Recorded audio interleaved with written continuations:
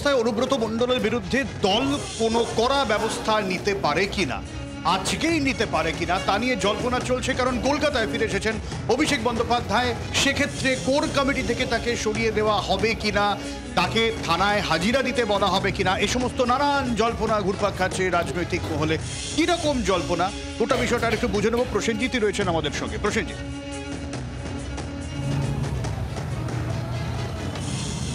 দেখো, একেবারে সর্বশেষে প্রথমেই তোমাকে বলি, অভিষেক বন্দ্যোপাধ্যায় এই নামটার সাথে তৃণমূল কর্মীরা তারা অনেকে মনে করেন যে দলের শৃঙ্খলা রক্ষা করতে কঠোর ভূমিকা পালন করতে পারবে। সে জায়গায় দাঁড়িয়ে যখনই অভিষেক বন্দ্যোপাধ্যায় ফিরেছেন তখনই নিচু স্তরের কর্মীরা, সাধারণ মানুষেরই অনেকে তারা ভাবছেন হয়তো এবার অন্তত অনুব্রত মণ্ডলের বিরুদ্ধে একটা কড়া পদক্ষেপ দল নিতে পারে, এমন একটা সম্ভাবনা তৈরি হয়েছে এবং সেই নিয়ে জল্পনাও চলছে। এবার জল্পনার মধ্যে কি কি থাকতে পারে, তুমি জানো যে অনুব্রত মণ্ডলের ইতিমধ্যেই সভাপতি পদ আর নেই, কিন্তু সে জায়গায় দাঁড়িয়ে তিনি কোর কমিটির সদস্য।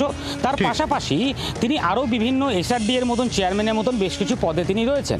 ফলে সেখানে দাঁড়িয়ে সেগুলির ক্ষেত্রে দল যদি তাকে না সাসপেন্ড করে, যেমনটা বিক্রমজিতের ক্ষেত্রে হয়েছে, তার চেলার ক্ষেত্রে, সেক্ষেত্রে দাঁড়িয়ে বিক্রমজিতের ক্ষেত্রে হলে অনুব্রত মণ্ডলের ক্ষেত্রে হবে কিনা, এই নিয়ে কিন্তু একটা বিরাট জল্পনা বীরভূম জেলা জুড়ে এই মুহূর্তে শুরু হয়েছে। এবং রাজনৈতিকভাবে জল্পনা যে যথেষ্ট তুঙ্গে এই মুহূর্তে, এটা বলার অপেক্ষা রাখে না। এবং যে ঘটনা ঘটেছে এবং যে ভাইরাল ক্লিপ সামনে এসছে, তারপরে কিন্তু অধিকাংশ মানুষই চাইছে তার শাস্তির দাবি এবং দল যাতে কঠোর ব্যবস্থা নেয় সেই দাবি কিন্তু সকলে করছেন। অনেক ধন্যবাদ প্রসেনজিৎ।